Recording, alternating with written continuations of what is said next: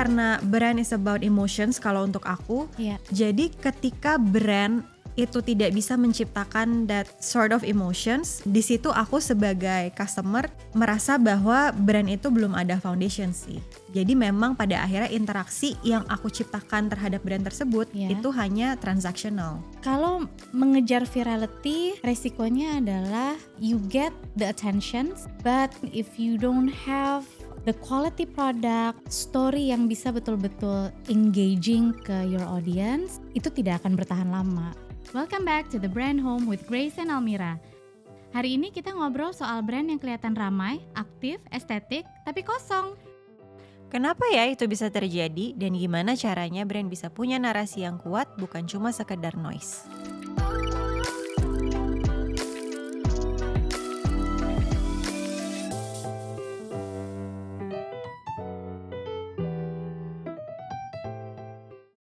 Hello, we're back. We're back. Hai. So, hari ini kita akan membahas tentang brand yang kelihatan cantik banget, yang Punya suara. Yes, punya suara.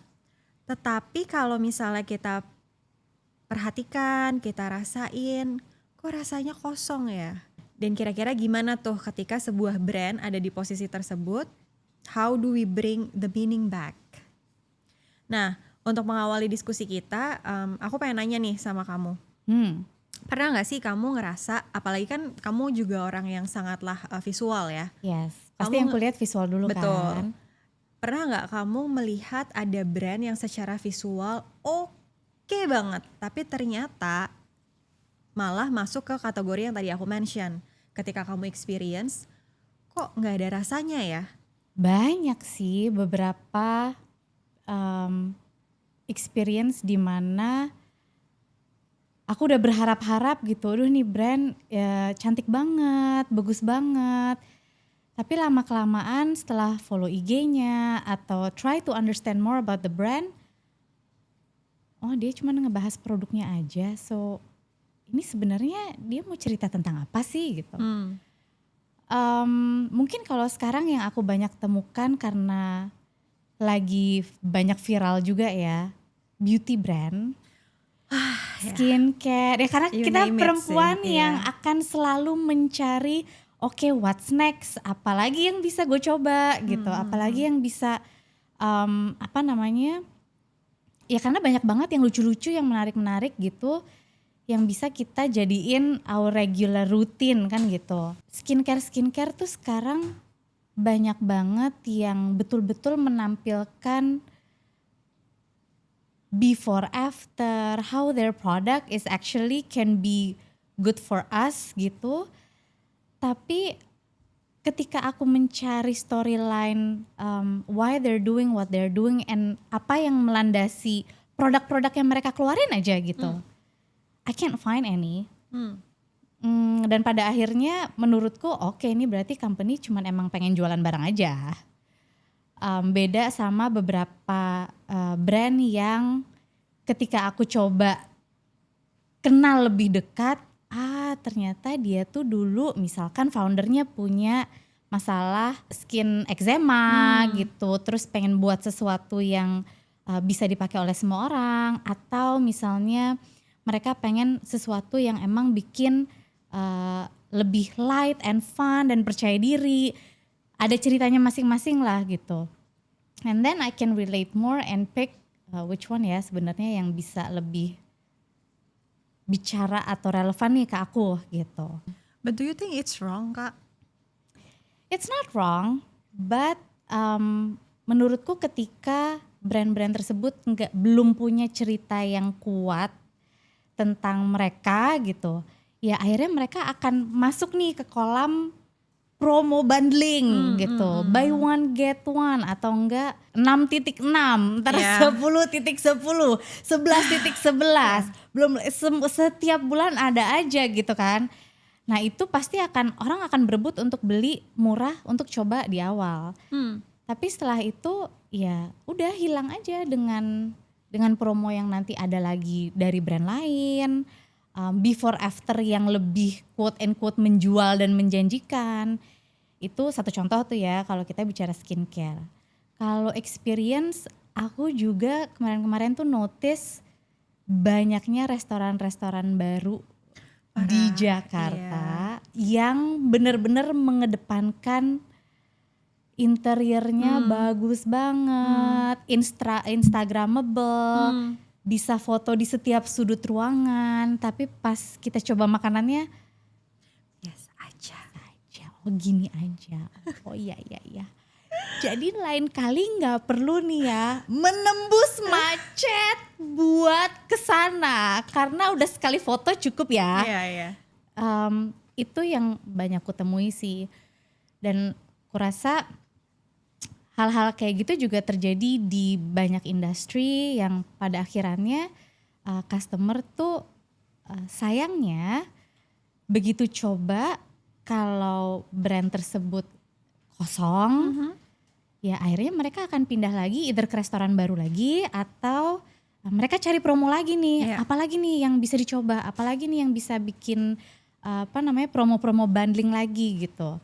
Dan akhirnya all the effort yang brand itu keluarkan untuk that sales activity atau that marketing activity ya akhirnya menjadi cost, bukan cuman investment Iya, gitu. iya. Tapi menurut kamu salah nggak sih sebetulnya ketika brand itu pada akhirnya mengejar the noise and the virality and the aesthetic gitu. Kemudian mereka menomorduakan narasi Storyline, dan storyline-nya itu.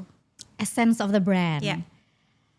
Wah kalau bilang salah atau nggak salah sih betul-betul tergantung angle dan kebutuhan dari brand tersebut saat itu gitu ya. Ada memang yang dan semuanya tuh punya resiko, Hmm.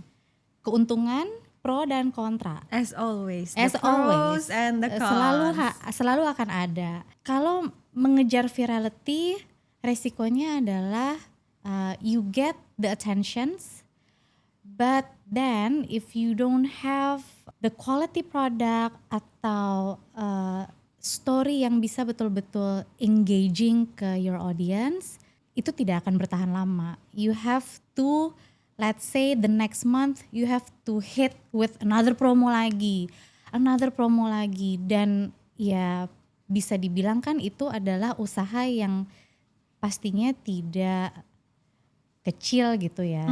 Bombardir terus dengan promo gitu. Sustainability as a brand juga mungkin nggak sekuat itu jadinya.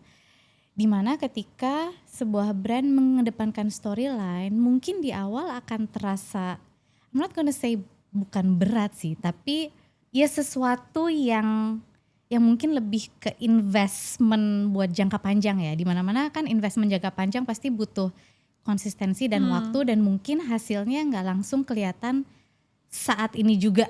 Tapi itu biasanya akan membuat brand tersebut bisa sustain the audience lebih jangka panjang. I mean if you can combine the two, that would be great. Virality kadang-kadang dibutuhkan, tapi just know that you still have a story to make your audience tetap terikat secara emosional Secara emosi. dengan brand kamu gitu. Menurutku bisa dicari sweet spotnya sih. Oke. Kalau kamu sendiri gimana? Have you like what's in your mind kalau misalkan ada brand yang kayak gitu? Itu membuat kamu turn off langsung atau masih kayak ada penasarannya gitu untuk coba aja siapa tahu emang barangnya beneran bagus. Kalau aku mungkin pada akhirnya kayak yang kemarin kita sempat bahas sih, gimana pun juga pasti manusia makhluk visual. Jadi udah pasti Yes, segala yes, sesuatu yang yes. cantik pada akhirnya sama kayak kamu itu menjadi satu pintu yang pada akhirnya membuka aku apakah aku mau masuk ke dalam si brand Dunia tersebut. brand itu. Iya, gitu. Tapi memang aku pun juga sekarang melihat apa ya istilahnya banyak brand yang hanya memperdulikan atau mereka condong ke ranah visual, kemudian secara komunikasi dan lain sebagainya itu tuh cantik dan bagus, just for the sake of that virality. Oke. Kayak misalnya beberapa waktu lalu kita sempat ada di era di mana brand cosmetics, tadi kamu juga sempat mention skincare Iya. gitu. Skincare lagi booming banget. Dan di era itu akhirnya banyak brand-brand yang juga riding the wave dengan yes, membuat yes. kolaborasi-kolaborasi tuh. Kita sempat ada di era di mana kosmetik kolaborasi sama it's either bumbu masakan Iya. atau restoran dengan Fashion packaging yang brand. lucu. Iya. Nggak bisa dipungkiri bahwa itu pasti pada akhirnya membuat kita sebagai audience kayak apa nih? Kok Pengen tahu, lucu pengen tahu. gitu. Apalagi ketika brand yang mereka ajak collab pun juga brand-brand yang memunculkan the nostalgic value gitu. Iya, I can relate. Ya, I can pada relate. akhirnya kan jadi kayak iya pengen tahu gitu.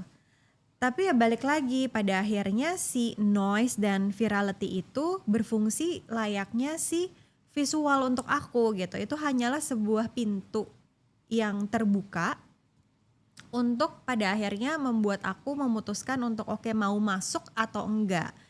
Oke. Dan biasanya kalau untuk aku sebagai konsumen itu pada akhirnya tuh lepas sampai di situ. Tapi bukan artinya aku juga tidak pernah berinteraksi dengan brand-brand yang istilahnya hanya sebatas fungsinya aja ya. Jadi Iya, aku nggak terlalu pikirin kampanyenya gimana, terus Right. habis itu viral atau enggak, packagingnya bagus apa enggak gitu. Pada akhirnya ya udah aku berinteraksi dengan brand itu hanya karena fungsi dari produk atau jasa yang mereka offer gitu. Oke, aku penasaran, pengen nanya.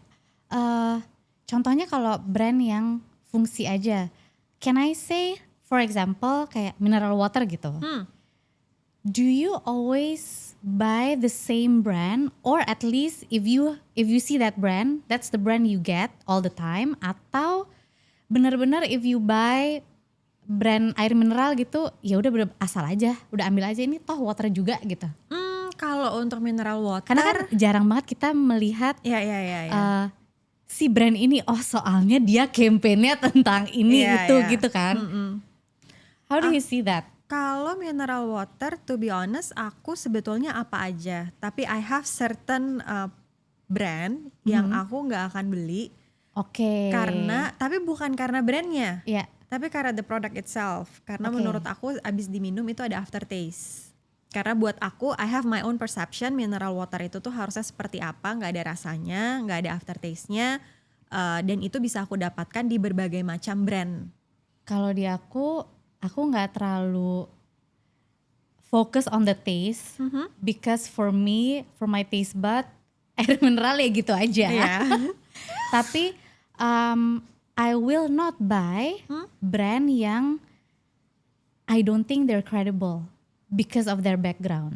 Jadi sama-sama kamu sih, instead of picking a brand that I wanna buy, tapi aku eliminate the brands that I don't wanna buy because of their story gitu. Jadi sebetulnya punya brand story yang kuat itu bukan cuman supaya orang beli brand kita, tapi setidaknya bisa bantu orang buat menjadikan brand kita tuh bukan yang tereliminasi Iya, nih betul. gitu. Iya. Still in the game gitu kan. Iya. Top 3 seenggaknya kalau produk kita tuh emang function based banget, setidaknya kita bukan menjadi brand-brand yang tereliminate di awal gitu. So it still can shows credibility, trust that we're up for the game gitu. Ya, tapi sebenarnya the noise and virality itu tuh menjadi satu topik yang menarik sih menurutku, karena aku pun juga sering dapat pertanyaan dari teman-teman gitu yang misalnya mereka memang start their own brand, mereka tuh selalu bingung istilahnya kayak oke, sebagai brand owners apakah mereka harus joining the wave yang dengan istilahnya menjadi brand yang sangatlah viral gitu, yang diomongin sama semua orang. Iya. Sedangkan yang tadi kamu mention untuk menjadi viral ataupun menciptakan that kind of noise pun itu juga sebenarnya butuh investment yang juga menurutku sebetulnya nggak sedikit. Iya. Intinya butuh duit lah ya. Iya. Atau memang mereka harus tetap mempertahankan the story, the strategy, what kind of emotions yang sebetulnya mau mereka portray melalui brand yang mereka create. Iya. Itu sebetulnya juga memang jadi pertanyaan banyak brand owners sih. ketika ditanya, aku pun sering menjelaskan it's like you're building a house basically. Mau yang istilahnya tuh kotak lu tinggal tancepin ke tanah kosong yang bisa dipindah kapan aja, atau kalau gempa langsung habislah tuh rumah gitu kan, atau you wanna build a proper foundations, it takes more time. Dan honestly kalau ketika bangun rumah kan pasti waktu terlamanya itu adalah membangun foundationsnya. Ketika foundationnya udah beres, tiba-tiba, tuh rumah sebelah rumah kita kok udah jadi aja ya. Cepet banget, sebulan 2 bulan udah naik. Perasaan kemarin-kemarin setahun cuman ada di bawah aja gitu. That's the effort that they make in building a foundations. Setelah itu, kalau foundation udah kuat, menurutku sih you can have that freedom of choice. Tergantung emang masa itu, saat itu, as a business, what is it that you need? Do you need more engagement? Do you need more sales? Or even all of those bisa distrategikan secara bersamaan gitu. Setuju gak? Setuju. Tapi aku penasaran sih Kak, mungkin ini juga jadi pertanyaan banyak orang yang punya brand di luar sana. Sebenarnya kalau kita ngomongin tentang brand naratif gitu ya. Ya. Karena pada akhirnya untuk bisa bikin atau create the noise, you need the narrative. Yes, of course. Ya. Cerita apa sih? Dan itu kan pasti bukan mengarang bebas dong. Iya. Menurut kamu sendiri sebetulnya visual itu tuh termasuk ke dalam sebuah narasi atau enggak sih? Yes. Definitely, most definitely. Oke. Can you please elaborate? Visual itu udah pasti harus menjadi bagian dari narasi.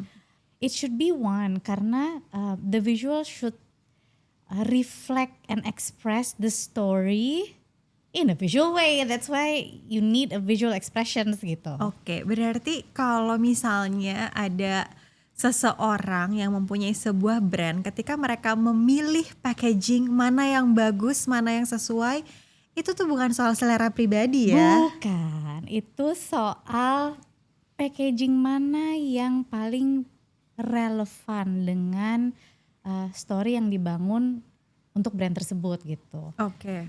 Karena kalau kita ngomong packaging yang bagus, packaging sekarang juga bagus-bagus, lucu-lucu semua. And then with a lot of technical foil stamping lah, kertasnya yang kalau dipegang enak banget. The choices are endless gitu. Visual tuh sangat membantu mentranslate hal-hal tersebut. Contohnya, you're building a brand that give you a sense of calmness, menjanjikan produk-produk yang bisa bikin kita tuh nyaman, tenang. Tapi and then you give lots of colors everywhere. Dan ketika lo melihat brand itu, lo tidak merasa tenang.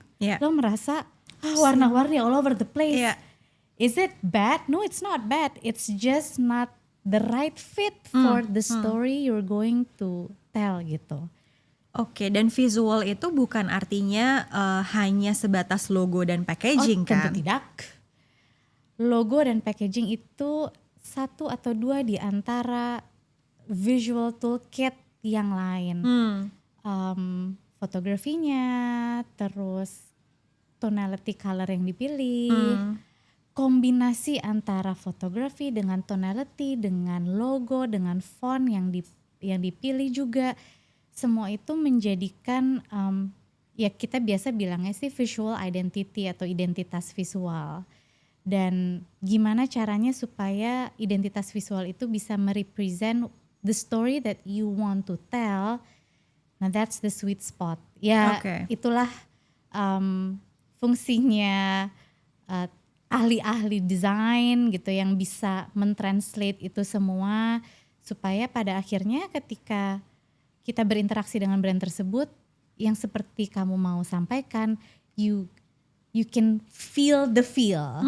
Rasanya tuh sampai gitu. Through that visual as the first entry, as you mentioned tadi, as only as the first entry. Oke. Nah kalau kamu kan memang banyaknya juga merasakan the story. Apakah Aku takut nanti orang akan berharap kalau ketemu aku orangnya akan sangat mendayu. Oh, tapi kan itu tidak harus mendayu. Betul. Itu juga sesuatu yang menarik untuk dibahas sih. Ya, ya. Maksudnya when you build an emotionally an emotional storyline for a brand, itu bukan artinya mendayu-dayu. It just have to be the right fit, right? Ya. Tapi kalau menurut kamu gimana? How to mix that story into campaign yang, kalau campaign itu kan pasti seasonal ya, Ya. setengah tahun atau 3 bulan harus sudah berubah lagi campaignnya. Tapi kalau brand story itu kan sesuatu yang that's the core foundations. Ya. So how do you create a creative campaign tapi tetap berpegang teguh sama story itu gitu? To be honest, that's the hardest part karena satu untuk bisa membuat emotions itu tuh menjadi terlihat dan tangible istilahnya itu kan juga nggak gampang kan. Kadang-kadang dalam pekerjaan kita pun juga banyak founders atau brand owners yang juga bertanya ini tuh ngelihat emosinya dari mana ya, ya kan? Yep.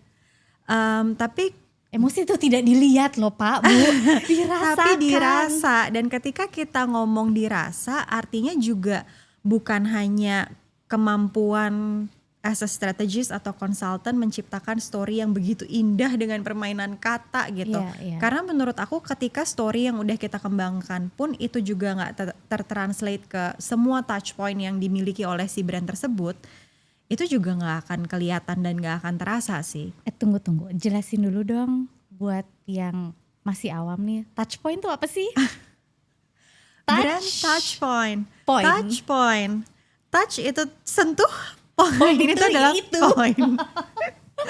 Oke, brand touch point itu sebetulnya berbagai macam media. Media bukan artinya kayak media online atau Iya. atau offline ya, tapi titik temu gitu kali ya. media atau apa ya istilahnya platform, Ya. mungkin platform yang dimiliki oleh sebuah brand. Karena kan biasanya itu ada banyak packaging itu touch point, terus kemudian Instagram itu tuh touch point. Jadi semua titik di mana pada akhirnya bisa menciptakan interaksi antara sebuah brand dengan audiensnya. Oke. Betul. Nah, Jadi kan setiap brand tuh punya touch pointnya beda-beda. Beda-beda. Nih ya. Fashion brand A dengan fashion brand B pun juga bisa berbeda. kalau tujuan brandnya beda, tujuan campaignnya beda, touch pointnya bisa beda ya. Bisa beda. Oke. Karena kelengkapan touch point itu juga bergantung pada investasi yang mau Anda keluarkan Iya, betul, untuk betul. membangun touch point tersebut. Iya. Tapi setidaknya biasanya yang memang harusnya ada itu yang minimum lah, kayak misalnya social media, kemudian packaging. Even sekarang e-commerce kita pun juga menjadi salah satu brand touch point. Oke. Apalagi untuk UMKM ya gitu, mereka kan mungkin belum ada offline store gitu. Iya. Jadi ya tokonya ya mau nggak mau tempat berinteraksi antara brand dengan si audiensnya ya ada di e-commerce gitu. Jadi touch point itu atau misalkan kita bisa bilang itu adalah titik temu brand ke audiensnya gitu kan. Yes. Jadi menurut kamu touch point itu harus mengandung cerita brand itu ya gitu. Apapun Pastinya. nanti campaign yang lagi mau disampaikan oleh brand tersebut. Ya. So narrative become the foundations, Yes. right? Kapan sih brand memang beneran nih punya naratif yang kuat gitu? How do you see? Oh, this is a brand with very strong foundations in telling their story. Oke, kalau dari sisi sebagai kita yang bekerja sebagai brand consultant gitu, biasanya kita bisa ngelihat itu dari seberapa konsisten story yang udah di-build sama brand tersebut di semua touch point yang mereka punya. Oke, I Tapi see. sebelum di situ pun biasanya bahkan tidak semua brand punya that foundation. Oke. Tidak semua brand punya the purpose, the story seperti yang di lalu-lalu sempat kita bahas gitu. Jadi maksudnya kalau gue ngelihat di social medianya mereka, Jadi kayak disconnect di Disconnect. setiap titik itu Iya. gitu ya. Dan itu mungkin adalah beberapa kesalahan yang cukup common sih menurut aku. Karena kadang-kadang mereka Udah sibuk jualan juga kali Iya, Grace, dan apalagi kalau new brand gitu ya. Yang penting jalan dulu gitu Iya, kan. iya. Biasanya itu yang terjadi. Dan kadang-kadang kan instead of mereka melihat benang merah atau mencari benang merahnya, mereka sibuk yang tadi kamu mention, gimana caranya each touch point itu bisa efektif Untuk jualan. menjadi Iya. sales point Iya. gitu. Nah, itu yang menurutku kadang-kadang kita temui sebagai brand consultant gitu. Tapi kalau misalnya sebagai customer, balik lagi karena brand is about emotions kalau untuk aku. Iya. Jadi ketika brand itu tidak bisa menciptakan that sort of emotions, di situ aku sebagai customer merasa bahwa brand itu belum ada foundation sih. Jadi memang pada akhirnya interaksi yang aku ciptakan terhadap brand tersebut Iya. itu hanya transactional As a customer. as a customer. Kalau transactional artinya if you see other brand with similar product, maybe cheaper price atau mungkin bisa attract secara visual lebih kuat, it's very possible that you might change. Yes, definitely. Nah itu mungkin yang tadi kita bahas tentang sustainability in maintaining the audience kali ya. Iya. Menurutku juga brand yang kuat tuh kalau udah ketemu timnya, karena kan kita banyak banget berinteraksi dengan internal tim dari sebuah brand gitu ya. Ketika internal timnya itu bisa menceritakan tentang brand tersebut in their own way gitu. Tapi they have that belief and they can say a strong similar things about the brand. Menurutku itu berarti foundernya atau brand leadernya berhasil nih bikin foundations yang kuat. Ya. Tapi kalau jawabannya apa ya kita di sini kerja aja, kita nggak tahu juga sih, yang penting jualan. Nah itu flag. Ya. Bukan berarti salah, tapi ada potensi untuk menguatkan brand foundations itu sih. Iya, setuju. Karena kan internal tim. Iya, dan sebenarnya internal tim adalah touch point yang Ya, itu paling masuk touch point ya. yang sebetulnya paling mudah sih untuk terdetek gitu. Pasti kan di sekeliling kita gitu adalah teman kita yang kerja di brand apa Iya. atau di company apa yang sebenarnya a company also represent a brand gitu Yes. kan. Ketika mereka aja yang bekerja di sana itu nggak mau menyarankan kita untuk menggunakan Produknya, produk mereka, service-nya. ya itu pun juga udah sign dan sebuah question mark apakah brand tersebut punya foundation yang kuat atau enggak. Karena menurut aku kalau seandainya sebuah brand punya that strong foundation, even meskipun harga dari brand tersebut slightly di atas dari kompetitornya, tapi internal timnya tuh pasti bisa menjelaskan kok ke Iya, teman-teman iya. mereka gitu kenapa mereka harus memilih Brand itu. Iya. gitu. Jadi ketika itu nggak terjadi, menurut aku it's already a sign. Speaking of brand yang punya strong foundation, kalau di otak aku dan since dari tadi kita juga ngomongin tentang beauty and skincare products, yang menurut aku cukup berhasil di aku ya sebagai audience, itu salah satunya adalah Glossier kalau menurut aku. I know that brand. Ya, kayak dari namanya aja gloss, which is sebetulnya glowing gitu kan ya. Dan aku suka banget sama cara mereka yang mencoba mendisrupt the image of beauty industry, bahwa cantik itu tuh biasanya selalu direpresent oleh white people, terus abis itu juga pokoknya kulitnya juga cerah gitu dari warnanya, tapi mereka mencoba mendisrupt that idea dan mereka menggadang-gadangkan narasi bahwa everyone deserves to be beautiful in their own way gitu. Itu kan sebelum banyak beauty brand lagi yang keluar dengan shades of foundations yang bisa ada 30 warna yang berbeda gitu kan. Yes. I think they're one of the few players in the very beginning. And they changed the industry. Iya, aku setuju banget. Dan sebenarnya kalau kita ngeliat dari sisi Glossier aja, kayak tadi gitu aku cerita mereka salah satu yang mendisrupt the idea of beauty in beauty industry. dari namanya, Iya, dari betul. produk yang mereka luncurkan.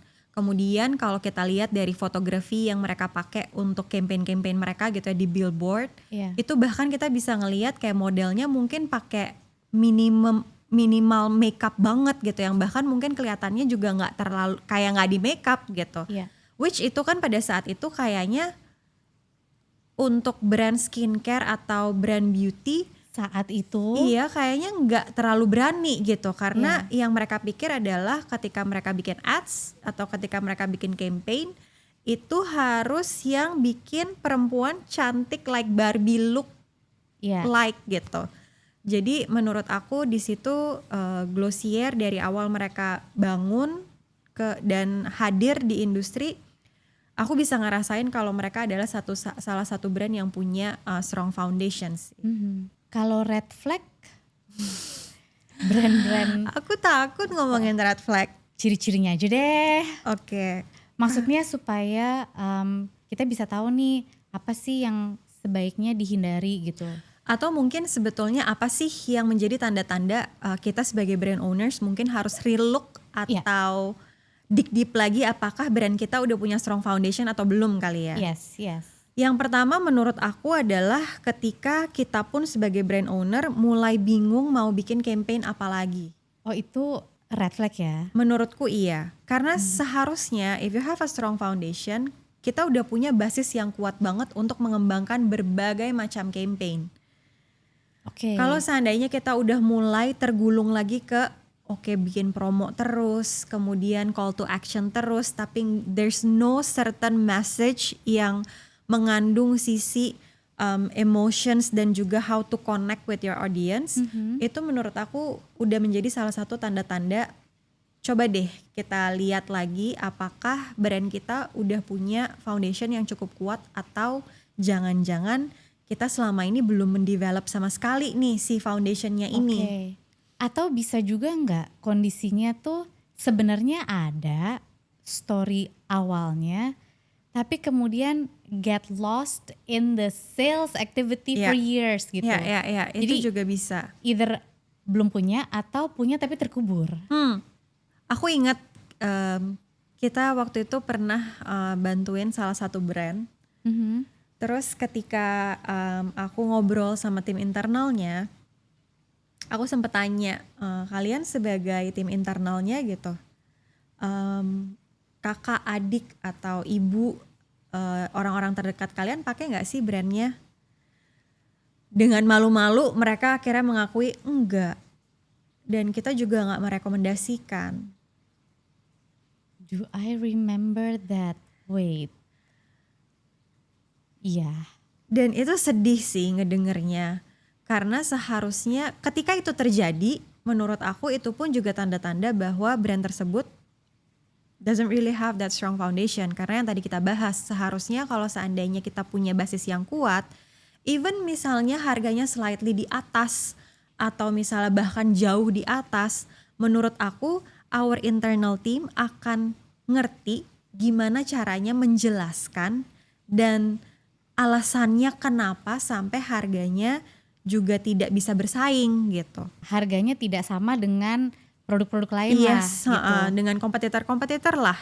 Maybe because of the quality, because of what they offer, the feel that they offer gitu kan. Jadi bisa menjelaskan ada rasa tertentu sebetulnya yang kita mau sampaikan ke kalian loh gitu. And that's why we put our positions here gitu kan, dengan dan berbeda dengan mungkin brand-brand yang lain, which is okay. Nah itu menjadi tantangan brand leaders juga sebetulnya. Ya, setuju. Dan kita sering menemui juga pertanyaan, terus memulainya dari mana nih?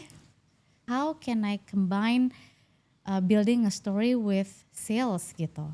Kalau dari sisi aku sih biasanya, bahkan ini juga salah satu hal yang baru aja kemarin ini aku melakukan hal ini ke temenku yang memang dia punya studio desain dan arsitektur. Oke. Layaknya kita biasanya handling klien sih, pastikan kita akan selalu start with the why they started the business gitu. Yang mana ternyata dari beberapa experience yang aku temuin, banyak founders atau brand leaders yang bahkan lupa dan nggak ingat, nggak tahu kenapa mereka akhirnya membangun apa yang mereka punya saat ini. Iya, iya. Jadi menurut aku momen dimana kita diskusi one on one sama the brand owners untuk betul-betul tahu apa sih alasan mereka dan kenapa mereka bangun bisnis itu menjadi momen yang paling penting sih gitu. Karena pada akhirnya ada banyak cerita, ada banyak purpose dan ada banyak the why yang selama keluar ini ya. tuh mungkin tertidur gitu. Waktu dimana kita biasanya have a discussions with them, bagiku tuh adalah waktu-waktu yang buat aku juga personally inspirational gitu. Begitu kita mengulik lebih dalam, terus berdiskusi tentang, kadang-kadang mereka bahkan membicarakan masa lalu mereka, very emotional story, very personal about their family, pengalaman hidup mereka sampai akhirnya mereka membangun bisnis tersebut, brand tersebut. Itu sangat inspirational juga dan akhirnya ya kita membantu mereka membangun kembali cerita itu dengan tersenyum gitu kayak oh my god, so ternyata ini toh.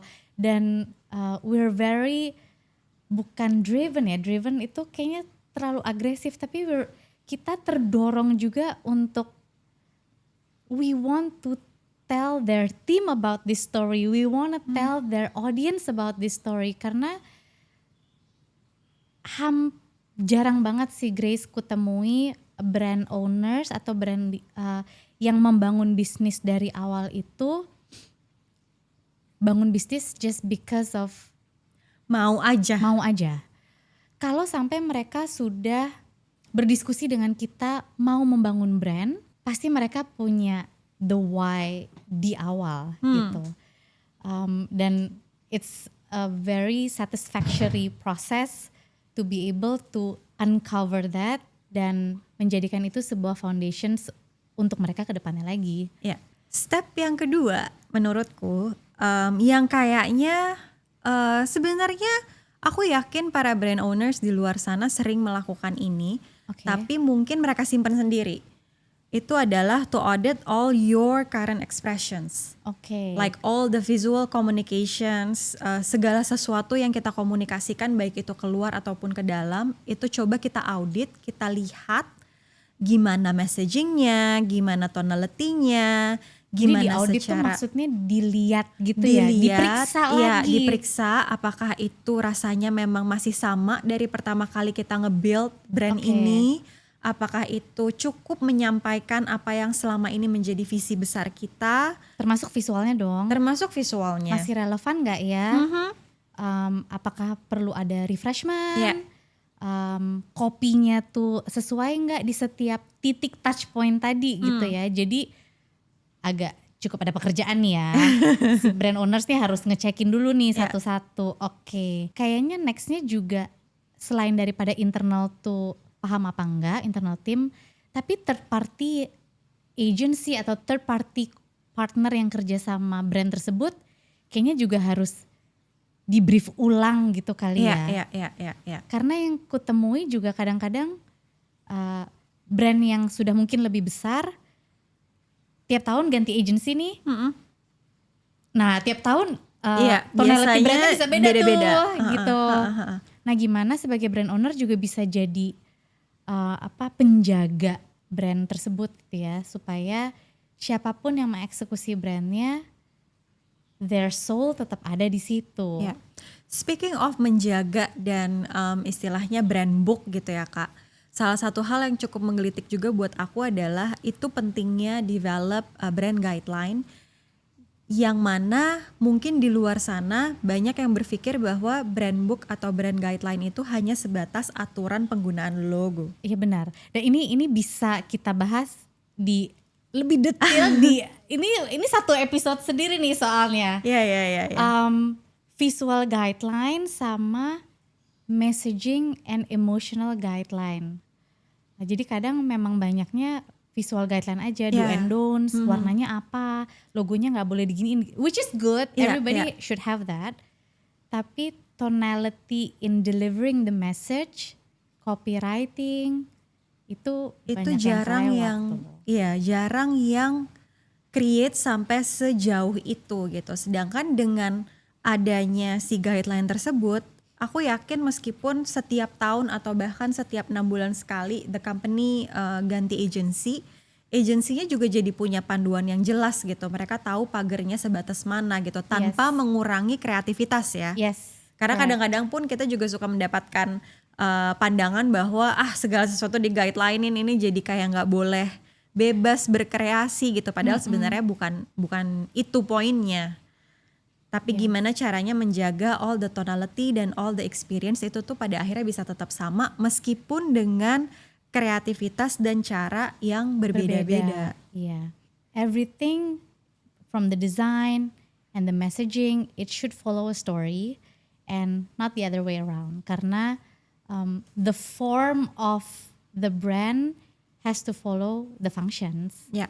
Functionnya tuh mau kemana, the form yang kemudian mengikuti gitu supaya bisa dicerna oleh mata dan seluruh panca indera kita dengan lebih tepat. Tujuannya kan supaya audience tuh lebih terikat secara emosional, forgiving, dan akhirnya bisa menjadi loyal and ambassador of that brand gitu. Dan yang paling penting menurutku juga adalah bagaimana mentranslasikan all the narrative, all the strategy, all the foundation itu ke seluruh touch point yang kita punya gitu. Apalagi mudah-mudahan orang-orang di luar sana yang punya brand akhirnya juga bisa lebih paham bahwa touch point itu betul-betul semua titik di mana brand bisa berinteraksi dengan si target audience-nya. Jadi menurutku kalau seandainya ada mereka yang punya brand terus mulai merasa istilahnya mungkin kehilangan arah atau merasa kehilangan makna yang kayak tadi kita mention gitu, dan kita bahas gitu, mungkin memang it's time for them to just take a step back, terus revisit again all the foundations, all the strategy, dan yang paling penting menurut aku the reason why they started the brand and the business sih.